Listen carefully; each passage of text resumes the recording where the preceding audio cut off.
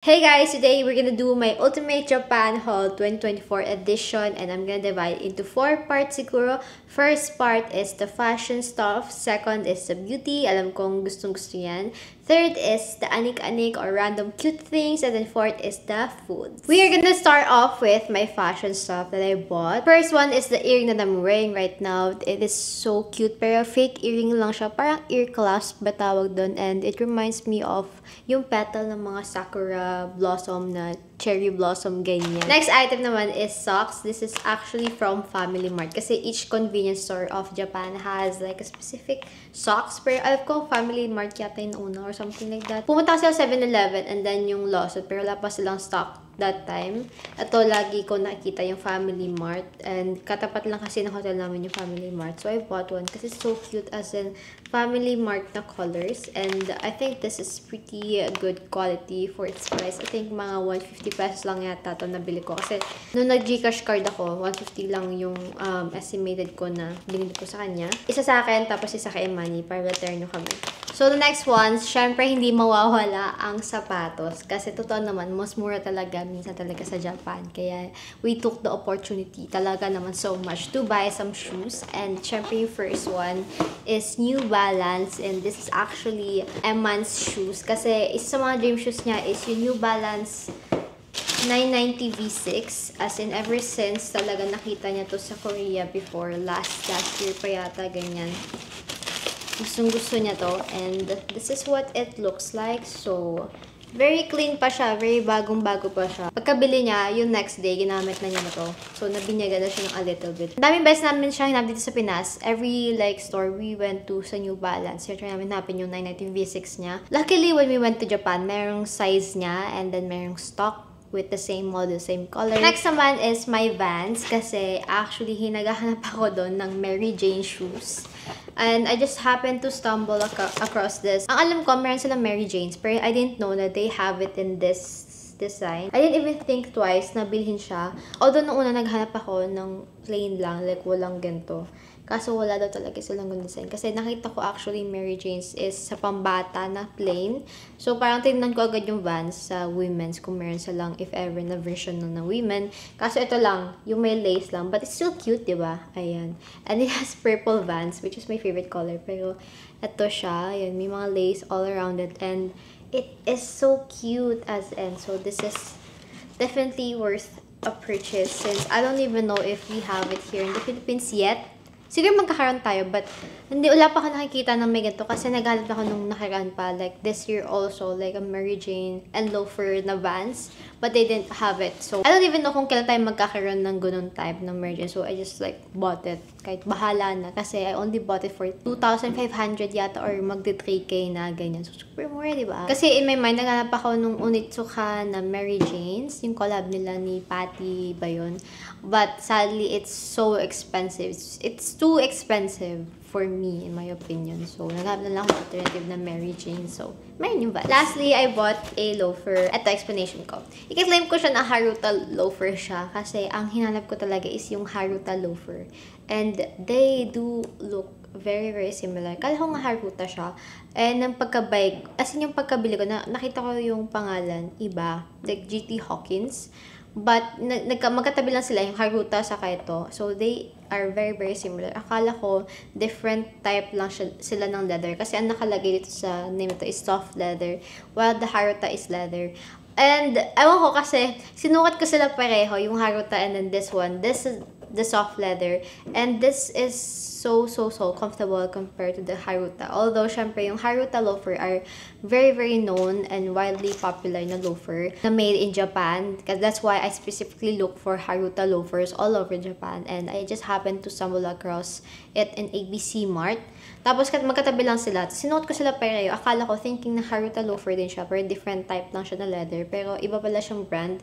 But still, I just prefer yung comfortable, yung mas comfy sa akin, yung mas ma-wear ko in the long run instead of the brand itself. But I still love Haruta, pero kasi ang mas comfy talaga to since yung loob niya parang may ganitong soft na cushion, whereas yung sa Haruta loafer talagang pure leather lang talaga siya. So, magkamukha naman sila sisters. So, I bought it in this dark brown color since I didn't want it in black pa. Kasi feel ko pag yung black talaga, baka magmukha siyang masyadong schoolgirl or parang hindi mo siya makikita yung mga details niya. That's why I specifically went for this color. They do have it in lighter brown, but again, I'm not really into that kasi baka mahirap siya bagayan. So, in the middle na lang, which is parang this dark chocolate brown, which is still so cute. I think this is the best color. And you believe my taste, guys. Paniwalaan nyo na lang ako sa taste ko. Okay, so ito yung very first namin Carhartt na kapoling kami ni Emani. Kasi pumunta kami doon thinking na makakakuha kami ng jacket ng Carhartt. Kasi sobrang ganda ng jacket ng Carhartt. And you guys know, if you're into fashion, talagang sobrang ganda ng quality niya and maganda yung design niya. And especially for men. And, sobrang mahal pala doon. Pero I saw this beanie and I really liked it. As in, ayan, diba? And I specifically went for this color since I wanted to be a brown, caramelly color since gusto kong matching medyo yung logo ng Carhartt and the beanie itself. And I feel like it suits me better. And then this one is what Emani bought, which is a black Carhartt. Kasi ni-encourage ko siya mag-gantong color but he didn't want it in this color. He just wanted it in black. So, still, okay lang naman kasi black is a classic color, is timeless. So, maganda pa din naman siya. And we are twinning. So, maganda din naman na hindi kami parehas ng super, diba? Parang low-key lang naman na coupling kami ng a little bit. But, I love it super. And this is so nice. Feels so nice and makapal siya. Especially, sorry may photo kasi pinifilm ko to December 31. New Year na. Binili ko din to kasi knowing na alam ko magagamit ko siya during winter kasi nga makapal siya. So, sa mga next na winter travel or kapag malamig, and even here in the Philippines, I love wearing beanie as in, I love hat accessory. So, syempre kailangan ko din ng hat accessory during this trip. Ito talaga, this is probably my favorite. One of my favorite na lang, sige.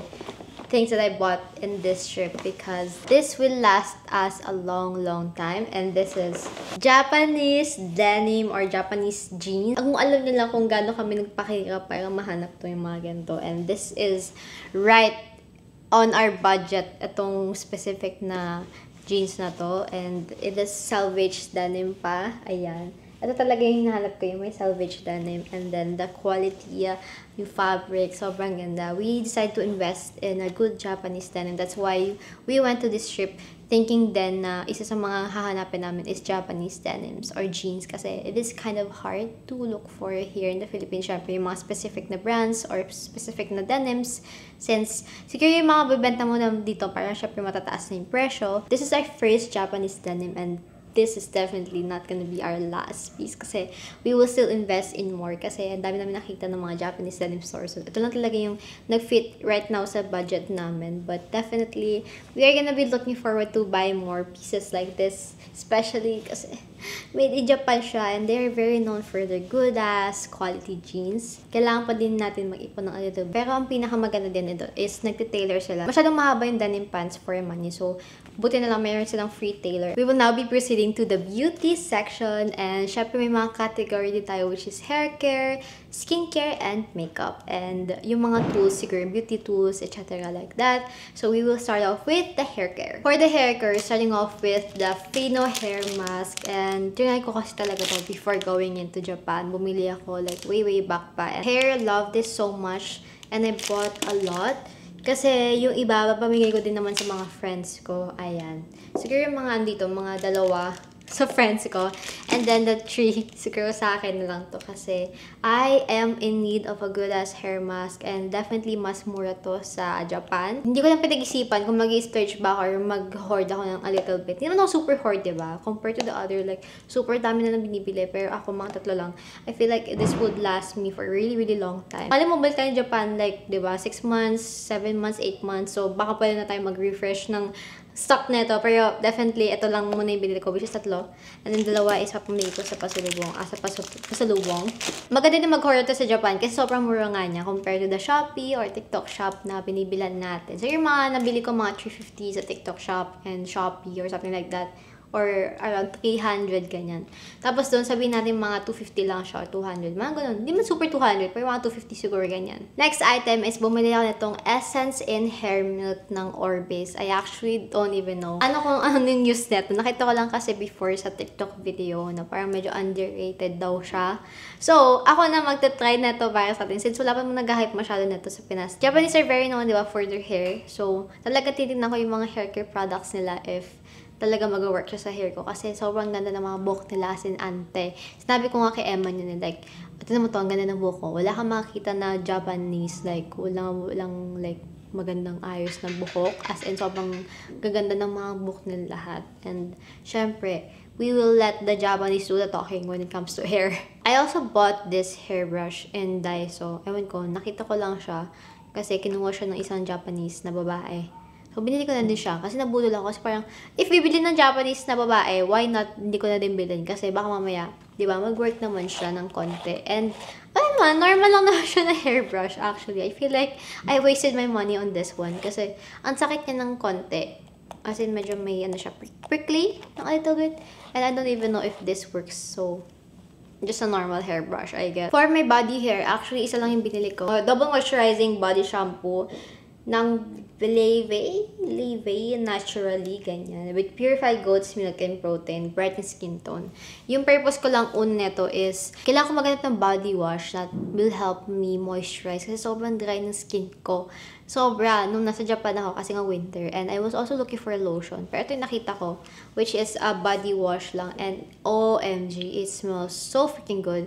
As in sobrang bango niya. Gusto kong amuyin siya ng amuyin every single day. And if may tao na mag-wear ng gantong scent, holy shit, sobrang bango. Plus, it's so big. Like, magkano bili ko nito? Mga 500 yata or 300. Ay, hindi ko sure kung magkano ko bili nito eh. Pero siguro mga 400 to 500 pesos. Ganun. And meron na malaking ganito. And may number 1 siya. For some reason, hindi ko mabasa kung ano siya. Pero, binili ko lang talaga siya kasi dahil sa double moisturizing body shampoo. Kasi kailangan ko talaga ng moisturizing sa aking katawan that time. Although, I don't even know kung nag-help siya sa moisturize sa skin ko. Kasi kailangan ko talaga is lotion. But I just noted for like the really, really good smell talaga. And I will definitely still try this here in the Philippines kasi sobrang nakakakigil yung amoy niya. Tapos, feel ko naman mag-work naman siya ng konti ng a little bit sa moisturizing part. Moving on tayo sa favorite natin, which is skincare. Syempre naman, I also pick up some skincare para makita natin, di ba? First, itong Naturally Hatomogi Skin Conditioner. So, this, I don't even know what this is. I feel like toner siya. Kasi minsan, yung mga tawag nila sa toner or essence is skin conditioner. Minsan kasi yung toner nila, iba yung meaning. Kasi diba yung toner sa atin yung parang yung sobrang alcoholic, yung parang maxi pill. Pero sa kanila, minsan yung ano lang, ano ba tawag doon? Basta yung ginaganyan lang. Parang medyo serum X toner combination. Binili ko to kasi nakita ko. May number 1. So, medyo mabubudol talaga tayo sa mga may number 1. Pero ito talaga yung isa sa mga pinaka hindi ko planado talaga bilhin. Kasi, wala, nakita ko lang siya. Tapos parang, why not? Diba? Try natin. Mali mo naman. Kasi super dry na skin ko that time. And hindi ko pa siya nabubuksan. Pero gusto ko, feel ko makaka-help siya sa pag-fast ng heal ng mga acne scars ko. Since if it's dry, parang nag-overcompensate yung skin ko. Na parang, mag-produce ng oil. So, kailangan ko siyang kailangan ko siyang i-manage yung dryness ko. Kaya, kailangan ko na lahat ng skin conditioner sa akin. Speaking of toners, we actually have 3. I bought 3. Yung una is yung Gokugyon Premium, which is in the yellow. Kasi ito yung super naka-hype. Kasi meron ako nito, I bought way back before, nung 2019, yung white. As in, hindi pa super sikat nun. So, yung white pinili ko. And then, this year, I bought like the blue one kasi it helps with the brighten. Mostly brighten na tayo or not really sure kung ano yung purpose niya. But this one, I got recommended this as in a lot. Especially, tinanong ko kasi yung makeup artist ko kung ano yung gamit niya from Skin Prep sa akin when he did my makeup, and he just said one of the products that he used is this one. So, sobrang hinahype nito sa akin.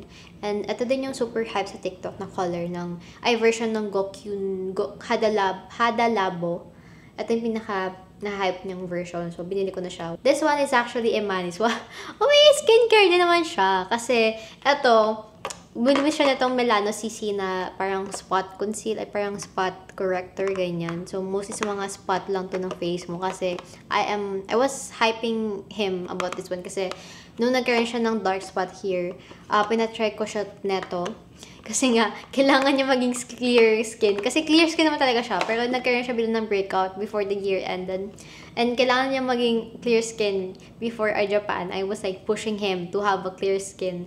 So, pinagamit ko sa kanya to. Tapos yun, nagustuhan niya for some reason. Tapos sabi niya, bibili daw siya sa Japan nito. So, noong nakita niya to, sabi niya, mahalasan yung mga ano. Asan nga ba yung pinapahiram mo sa akin? So, ito, pinakita ko sa kanya. And then, he also bought, which shocked me, he also bought the toner one. So, ayan. Basically, ito, more pang spot. And then, this one is for the whole face. So, gaganyan mo lang. Yan, parang toner lang nila. Next is the Sana Eye Cream. I've been seeing this all over my FYP. And sana mag-work siya. Kasi medyo mahal siya ng a little bit. Like 400 to 500 pesos. So, sana po mag-work ka. Sana. Number 1 din kasi siya. So, nabudol din ako ng nito ng mga number 1 na to. So, mostly mga binibili ko is may number 1 talaga. Speaking of the cream, this is definitely the number 1 hype product in Japan. Which is itong Pear Acne Cream. Since syempre naman, New Year breakout ng a little bit ng first son. Kaya, bumili ako neto and I actually got shocked kasi yung tinanong pa ako ng clerk or ng cashier kung alam ko ba daw gamitin or kailangan ko pa daw ba ng instruction kung paano siya gamitin, but I didn't say anything na kasi it is just a cream for your acne. So, I can just literally search it up in Google kasi medyo mahirap yung language barrier namin dalawa. I am definitely willing to try this one if it works. May mga small lang na pimple, like hindi super full-on breakout. Kasi pag full-on breakout, syempre sa derma na kayo magpa-check. Pero pag yung mga ano lang naman, yung mga konting-konting pimple lang. I will definitely be the guinea pig para sa ating lahat and we'll try this one. I think this is the last, which is yung Kiana Rice Mask. And I've been seeing this face mask all over Japan. And syempre, sabi ko, sige na nga, let's give it a try. Kasi apparently, it evens out your face. And yung sa toner kasi kanina, toner lang yun. This one is the normal face mask. Like yung lalagay mo siya sa face mo, yung paper or cotton. Ano tawag dito? Basta yung face mask na ginagawa sa mukha. Tapos binababad ko. And alam niyo naman, I love face mask. As in, I use them every single day. Usually, mayroon akong stock. And I believe I believe in this one. Next is our makeup stuff. So, eto, konti lang binili ko, actually. First are this eyelashes, fake eyelashes, kasi I love eyelashes for my eyes. Sometimes, kapag gusto ko ng a little bit, ganyan. So, medyo mahal to. Hindi pala medyo, sobrang mahal nito. As in, mga nata to, 300 to 400 pesos. Like, this isang ganito lang. So, medyo makaka-splurge ka talaga ng a little bit. And I only bought 2. Dapat nga mag-hoard ako. Kasi sobrang mahal pala niya. So, I got it in number 2. And then, I got it in number 5. So, definitely will update you if which one's the best or which one's better in case na gusto niyo din bumili kahit isa since it is very, very expensive. Pero gustong-gusto kasi mga ganitong type ng eyelashes na talagang catered for our Asian eyes compared to yung mga Western na nagbebenta ng mga eyelashes, fake eyelashes na talagang for Western eyes siya. Then we have 2 makeup products and this one is, wait, may laman ba to? Wala ko yung mali nabili ko. Refill lang yung nabili ko. Anyway, so ang nabili ko is yung refill, but anyway, balo na sa buwan niya. I got the Canmake face powder. I think this is the marshmallow one. Kasi medyo mahirap magbasa doon ng a little bit since pag wala kang data, pang translate, hindi ko mababasa kung ano siya. Pero alam ko marshmallow face powder to, which is one of the most hype products ng Japan, ng Canmake. And Canmakes are very, very cheap compared to the other like makeup brands sa Japan. So, talagang nag-enjoy ako maghanap ng face powder niya kasi mura lang siya. And then the last one I got is the Canmake eyeliner to eh. And I got it in number 2, medium brown. Since I think this is new. Nung nakita ko siya parang nakalagay new product ganyan. I love eyeliners. And ito kasi pencil gel eyeliner. So, looking forward to trying this one since mali mo, maging Japanese din yung face natin. Lastly, yung mga beauty or body related is nail cutter. Kasi they are very known naman sa very high quality nilang mga nail cutter. Pero, syempre, bumili kami ng pasok sa budget namin. And it looks so good. Ang ganda niya tignan, diba? Tapos makapal siya. And, gusto ang ganda ng ano niya, ang ganda ng itsura niya. Moving on tayo sa cute anik-anik stuff or random things that I bought. Kasi wala siyang category, lahat talaga siya random or miscellaneous, ganyan. Start tayo sa most binili namin sa Kyoto. And first one is sa temple ng Arashimaya. So, we bought some Lucky Charms. Ayan, super cute na mga pinagbibili namin. I actually bought 5 or 6 kasi yung dalawa is for my mom and dad. I gifted them this one which is for the healthy body mind. And then I bought myself one which is for Happy Charm. And then Manny bought this one which is so cute. So same temple, bumili si Manny ng chopstick for his dad for long life. And I don't even want to open it kasi it is strictly for his dad. So, wag natin siya buksan. Lagyan natin siya sa gilid. Ito naman yung mga cute na random stuff na binili ko sa store sa Arashimaya din. Kasi yung sa previous mga temple kasi, ito mga parang souvenir shop. And then, first one is this keychain na parang Lucky Charm. And meron siyang parang geisha yata yan. And then, I also bought Kuromi keychain that is from Kyoto. Kasi Kyoto is, Arashimaya is part of Kyoto. So, ayan. Super cute, diba? Ayan. And I also bought Kuromi matcha. Diba? And I just love this one. Kasi syempre, I love Kuromi. So, gusto ko din ng version na is Kuromi Kyoto. Ganyan. I bought this one which has like a sly fox. What tawag yan? Or fox with the shrine. Ayan. Super cute. And me naman ni bought this one. Kasi para matching kami. Sa kanya yung blue, syempre, and akin yung pink. So, this will definitely remind us of Kyoto. And I also bought, syempre, a bookmark. And I just love the details as in super ganda. And medyo mahal siya, pero worth it naman. And I have like bookmarks also in every trip that I had. Kasi bumili ako ng books, diba? And I also have bookmarks. And I have one from Tokyo. And then now I have one from Kyoto. Yay! And this one is actually Emani's ref magnet. So, I'm not really the type to collect ref magnet. Tapos na sinabi niya na parang, kasi bumili siya ng ref. And this is definitely gonna be his thing now, the ref magnets. Which is like, oo nga no, ang ganda. Super ganda. And we got like the best design ever kasi super cute niya.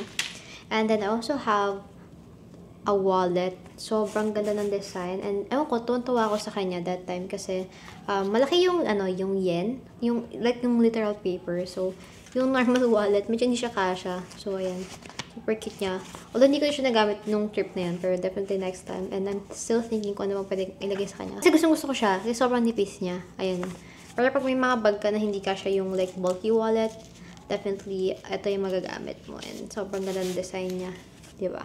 May cherry blossoms and sobrang ganda ng color. Ito sobrang random na to. He bought a shot glass and pasulubong niya to sa kanyang daddy. And sobrang ganda ng design. I actually really like this one to the point na gusto ko din ng sarili ko. Pero hindi ako may inom. So, naano ko lang siya. Nagustuhan ko lang siya. And this is what it looks like. So, anong temple to? Basta alam ko anong temple to eh. Nakalimutan ko na kung ano. Pero sa Kyoto, doon to na temple. And he also bought this in Kyoto mismo.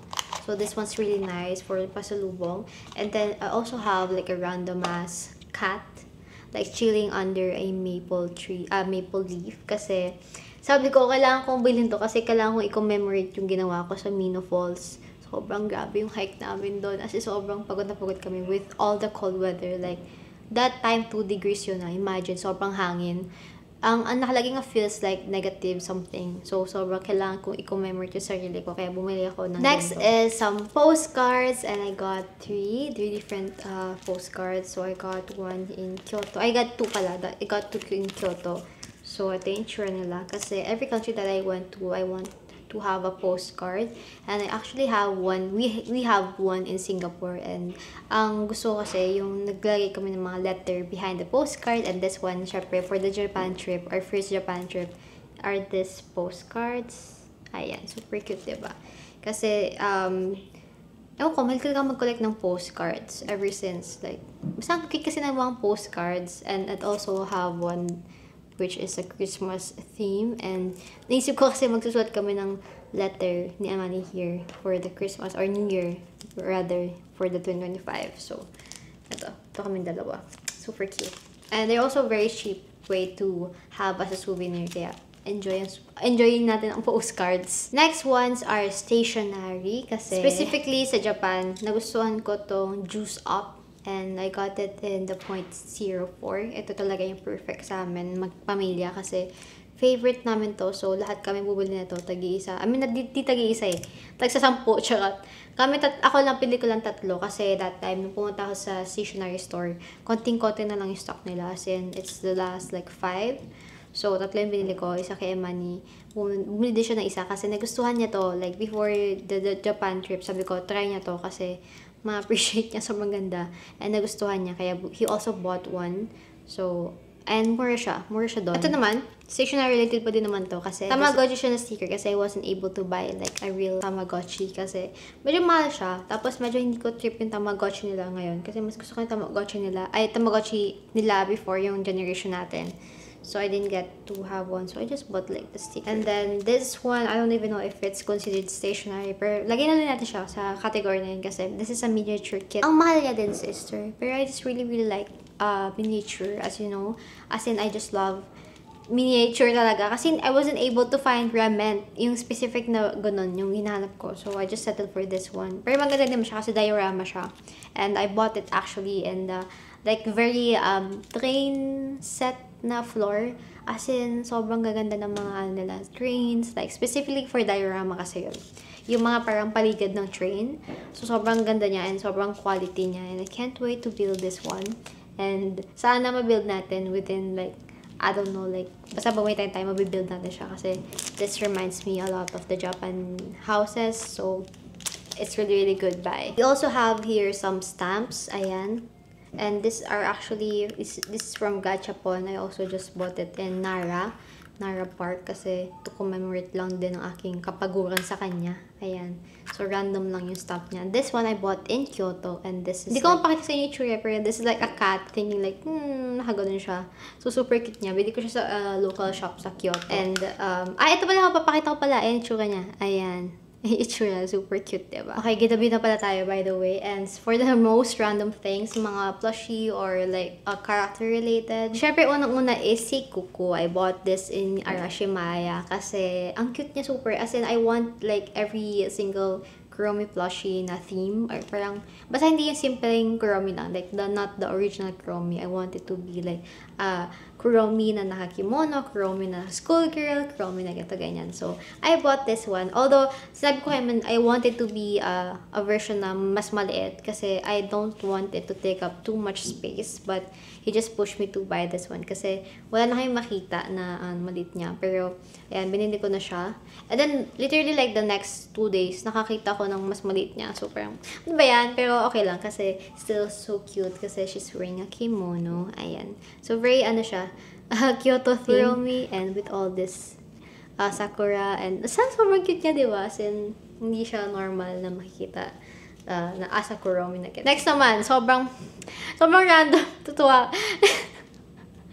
Kasi, ito yung binili namin sa Universal ni Emani. Hati kami dito kasi sobrang natuwa kami. And of course, you guys know, I love Detective Conan. So, ito yung mga parang, we feel like unique souvenirs from Detective Conan na merch. Kasi, ito yung killer or yung suspect.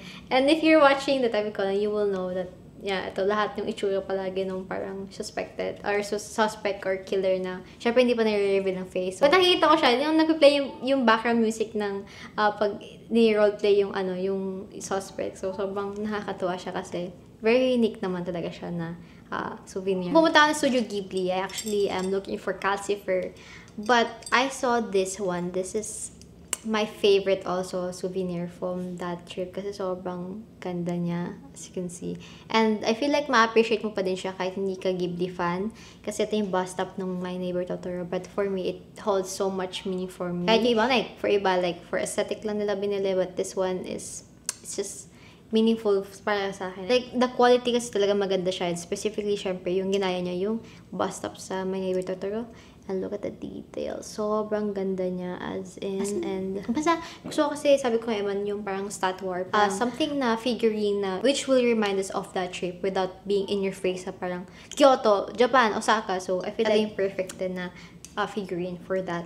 And then we also bought, he bought this one, this cat. Kasi sabi niya, it looks literally like me daw. As in, it looks like me. I see the resemblance, pero ayun, naalala lang niya ako kaya gusto niya bilhin to. So, binili niya to. And then he also bought this one, which is, hindi sa Ghibli to pero sa One Piece kasi pang pasalubong niya to. Now, for my books. I always tell you guys na yung books is one of my souvenirs talaga. Every single country that I go to, I make it to a point talaga bibili ako ng books and mag-visit ako ng bookshop or bookstore nila. And I bought 3. This one first is Detective Conan. I just saw it in a random, parang second-hand bookstore sa Nipponbashi. Ayan siya. So, syempre Japanese lang siya. But I just really like the cover. And then this two. This one is, I bought it in Nara. And, ayan, sobrang cute kasi ng cover niya. I was looking for a specific... May mga type talaga ako ng mga book covers na, which will remind me of the feeling that I had on that country. So, ito, binili ko siya. And I am looking for a specific na gatong size. Kasi I feel like yung Japan lang yung mostly yung may gatong size na like pocket size na books. So, as in, I just love Japan books. Sobrang convenient nila dalhin. And then this one is my favorite. This one really holds a special place in my heart, which is this one. Kasi, kita niya reminds me a lot of Japan. Specifically, yung pinuntahan ko na bookshop nito, which is sa Mino. And sobrang kasi yung vibes niya. As in, puro mountain, river. Yung bookshop in the middle of the forest. So, ayan, sobrang ganda niya. As in, super ganda nito. And it's only 300 pesos. Ay, 300 yen. So, sobrang mura niya, grabe. Mga 120 lang siya, 120 pesos yun. Kami ni Eman, bumili kami netong coin purse sa Tamagotchi store. And I have it in 2 ways. And he has it in blue na zipper and then white in the front and then back. I don't actually remember kung anong color niya, pero twinings kami. Kasi we were looking for a coin purse in Japan. Talaga na cute. Kasi nga sobrang ma-coins yung Japan. So we were looking for a really cute na twinning kami na coin purse. So we got this one and it's so nice. To the point na syempre, gusto ko yung syempre gagamitin ko pa din siya after the trip.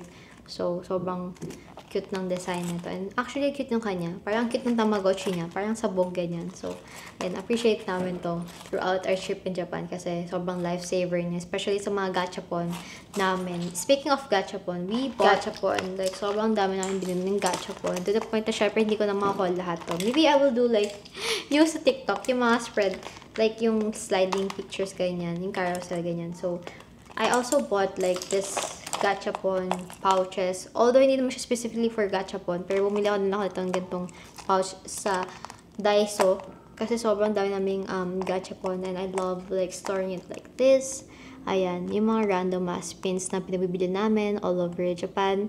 All over Osaka and Kyoto. And then I also have this one. And this one, actually, this is a book. And it has a literal, talagang pages and letters. Talagang sobrang cute neto. As in, book talaga siya na nasa miniature lang. So, sobrang cute niya. And then I also have this one, bread. And then this one, ayan. Nailaw to eh. Ayan. And manis, he only have like 1 pouch. Pero dami siya piling gachapon eh. Pero ito lang nagkakasya kasi, ayan. Yan. And then you also have this Nissin cup noodle. Basta, ang dami namin random gachapon. And then, yung mga pinabibili kasi namin kung ano-ano. Ayan. And this is also one of my favorites, which is yung mini stop na ice cream. And this is the rare one. I got the rare one kasi mostly yung tinda doon is yung may mga halo, and I got the rare one, which is the plain one. So, dahil pa actually namin random na gachapon na binili. Pero ito yung is mga pinaka-favorite ko din, which is yung TV. This is my favorite gachapon na twinning kami. So, this is basically ito kasi gusto ni Emma eh. Pero ako nakakuha nito. And then ito yung sa kanya. Sobrang cute, diba? As in, he literally plays this every single morning, every single day. And every single minute that he has a chance, he will play it in our hotel room. And we just love it off. As in, sobrang memorable na itong gachapon na to. Ito din is mga favorite ko, which is a caricature of us. And this is very expensive but very worth it. And I will do like a story about this one kasi sobrang ganda. And sa vlog naman pala, makikita naman sa vlog yung story behind this, like kung paano nagawa and everything. But this is definitely the most unique souvenir that you can get in every country that you get to. Kasi lahat ng country, I mean, yun yung goal namin, lahat ng country namin is may caricature of us. So, ayan, sobrang cute, diba? We also have some photos from Universal. Bago buksan to kasi kasama yung aking mga little sisters there. But this one, Ayan, kami dalawa sa Harry Potter. And tawan-tawa kasi kami sa face namin dyan. Ayun, parang mga hindi natutuwa ang person. So, we just bought this one kasi syempre, sayang naman yung picture, di ba? Moving on to our food section. And medyo madami kami bilhin food kasi iba pa sa lubong din. Pero mostly, syempre, meron din kami kahit isa ganyan. Starting off with the tea. Wow! So, I bought like a bunch of tea. Kasi ito yung talagang favorite tea ko, which is Oi Ocha. And I actually bought this one from Shopee before. Sobrang mahal niya. I think mga 200 plus or mag-300 na ibang stores kasi pag walang stock. Naghanap talaga ako ng stock niya. So, ito, nakita ko siya sa Japan. And it only cost like 120, 150 ganyan sa isang box. So, sobrang nag-hoard ako kasi I feel like this is gonna be like a half worth year of tsaa kasi nga I drink green tea every single day. And I'm so happy I have like this supply talaga. And I will be sipping and drinking my tea every single day kasi talaga. Kaya naman nakakatita naman doon ng konti. Which is itong Roy Chuboko. This is the Salon Pass na sobrang talagang nag-work sa amin. As in, sobrang nag-save sa amin to every single night sa Japan. Like, walking like 25,000 plus steps every single day in winter. Like, 3 degrees. Sobrang nag-help sa amin to. As in, throughout the night, throughout the day. Sobrang lifesaver na to. So, we bought a lot. We bought like, I think 6 boxes kami ni Emma ni. Kasi nga, kailangan namin nito. Sobrang sakit kasi ng likod namin. And nag-work talaga siya. Like, sobrang mas intense talaga siya sa normal Salon Pass. Ito, bumili lang kami ng nose mint. Wala lang. Kasi minsan nahihilo na kami ng konti. So, bumili kami ng gito. Ito si Emma nito. Pang pasalubong niya ito iba. And this one is mine. Ito na, we bought one furikake from Kyoto. And actually, bumili kami nitong isa. Hindi ko naman saan nabili ito, pero fake siya. I mean, hindi siya masarap, pero furikake pa din naman siya. Pero ito yung una namin nabili. Buti nakita namin ito sa Kyoto. And this is the OG. Sobrang sarap nito. So, you just put it on top of your rice and then just enjoy it kasi sobrang sarap niya. So, we bought like 3 of these furikake. So, recommended ko to. If pupunta kayo ng Japan, Kyoto, or anywhere, basta makita kayo ng ganitong original na ganito itsura niyang furikake. The best. Then we bought a bunch of KitKat. So, dami naming KitKat na green tea, mga 12 something. Basta sobrang dami naming hinord dito kasi nga pasulubong mostly. Itong mga KitKat matcha. And then we also have different colors for us to try. Kaming dalawa lang ha. As in for personal use. Yeah, may mga different flavors. And this is the most excited KitKat that I want to try talaga is itong KitKat na blueberry cheesecake flavor. Kasi I love blueberry cheesecake. And I feel like Bili ko masarap to eh. Feel ko talaga masarap to. Medyo mas mahal siya sa mga normal, syempre. And then, we also got like random snacks. Ito yung Meiji. Ang sarap neto. As in, and mga 6 na tayo binili namin doon ni Emin kasi ang sarap niya talaga. And I feel like kapag babili ako ng Japan, bili ako mga 5 neto. Sobrang sarap niya kasi. As in, I can't stop eating it. So, thank you so much, Japan, for making this snack kasi ang sarap. And then, we also bought some Choco Baby. Sobrang laki kasi. And mura lang siya actually dun sa Donkey. Kaya bumili na siya kasi favorite ito, Choco Baby. Ako naman, ang bili ko is yung Apollo. Meiji Apollo. Kasi ito naman yung favorite ko. Although I do love Choco Baby. Pero ito talaga yung mas favorite ko yung Apollo. Well, I also bought ang chichirya. Kasi ito yung favorite namin na chichirya ng Calbee ni Emma ni, yung pizza flavor. As in, masarap siya. As in, I can't stop eating it also. So, bumili na ako. Kaya isa lang binili ko. Kasi inisip ko, baka di na kasya sa maleta. Kaya isa na lang binili ko. And, yun. Next time siguro bilhin tayo madami. Kasi, sayang naman, di ba? Kasi, ito talaga yung masarap talaga siya. Medyo mahal siya dito sa Pinas. Kasi, nakita lang namin siya sa Japanese store. Grocery store dito sa Pinas. So, medyo mas mahal siya. Bumili si Mami maraming decent cup noodles. Sobrang rano, pero iba kasi pasalubong niya. Basta ito gusto niyang i-try, which is yung cheese curry. And makikitry din ako ito kasi wala lang. Pili ko masarap siya. And ayaw lang mag-try ng cup noodle kasi pag medyo siyang malaki sa akin. So, hindi ko siya maubos. So, makikihingi lang ako. Most of the time sa mga cup noodles kasi nga, medyo mahina ako sa noodles. When it comes to noodles, medyo mahina ako kumain. Kaya, siya ang aking ginipig naman for the cup noodles for today's video. Okay guys, so that concludes my Ultimate Japan 2024 haul. And I hope you guys enjoyed this video. Sorry, sobrang haba. Anyways, leave a like, comment, and subscribe to my channel. And I'll see you guys on the next one. And follow me. Don't forget to follow me on Instagram for more updates and TikTok. Bye!